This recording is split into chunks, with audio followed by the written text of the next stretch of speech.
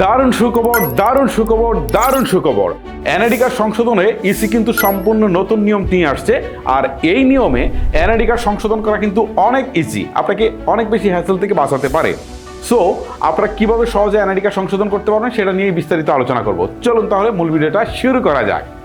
NID card সংশোধনের প্রথম যে পরিবর্তনটা এসেছে সেটা হচ্ছে নিজের নাম বা জন্ম তারিখে যদি ভুল থাকে তাহলে আগে কি করতে হতো, আবেদনের সাথে সাথে আপনার স্কুল সার্টিফিকেট, পাশাপাশি আপনাকে জন্ম নিবন্ধন সনদ দিতে হতো, ইউনিয়ন পরিষদ চেয়ারম্যানের সার্টিফিকেট দিতে হতো, এরকম আরো অনেক ডকুমেন্টস সাবমিট করতে হতো।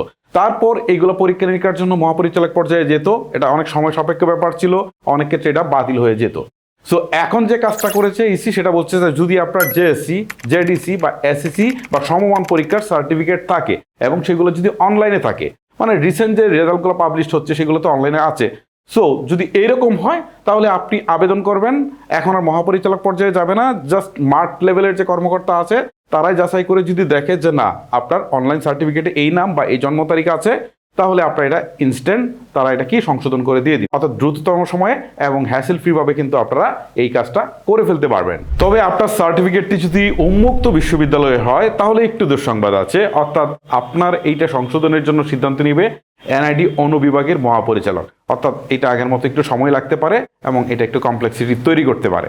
এখানে আরেকটা বিষয় আছে, যদি আপনার নিজের নাম অথবা বাবা মায়ের নাম সম্পূর্ণ পরিবর্তন করতে হয়, বুঝেন সম্পূর্ণ পরিবর্তন করতে হয়, তাহলে এই ডিসিশনটা কিন্তু এনআইডি অনুবিভাগের মহাপরিচালক নেবে, মানে সম্পূর্ণ পরিবর্তন করতে গেলে। আর আংশিক পরিবর্তনের জন্য তো বললাম কিছুক্ষণ আগে যে আপনার যদি অনলাইন সার্টিফিকেট থাকে তাহলে সেটা দিয়েই হয়ে যাবে। সো এইখানে সম্পূর্ণ পরিবর্তনের কমপ্লেক্সিটি কিন্তু একটু আছে। আর যদি সম্পূর্ণ পরিবর্তন করতে হয় তাহলে আপনাকে অনেক ডকুমেন্টস দিয়ে সেটাকে প্রুভ করতে হবে। যেমন আপনাকে প্রযোজ্য ক্ষেত্রে জন্ম সনদ দিতে হতে পারে, আপনাকে ইউনিয়ন পরিষদ চেয়ারম্যানের সার্টিফিকেট অথবা হচ্ছে পৌরসভা থেকে সার্টিফিকেট আপনাকে সংগ্রহ করে দিতে হবে, আপনাকে এফিডেভিট দিতে হবে, আরও অনেক কাগজপত্র দিতে হবে। মোট কথা হচ্ছে এই জায়গাটা একটু কমপ্লেক্সিটি আছে। আর এই সম্পূর্ণ নাম নিজেরই হোক, বাবা মারই হোক বা জন্ম তারিখে হোক, সেটা আপনি মাত্র একবার পরিবর্তন করতে পারবেন সম্পূর্ণটা। ঠিক আছে, ধরেন আপনার নাম হচ্ছে আবুল কালাম, আপনি পরিবর্তন করে নিয়ে যাচ্ছেন কি রাকিব মোল্লাতে।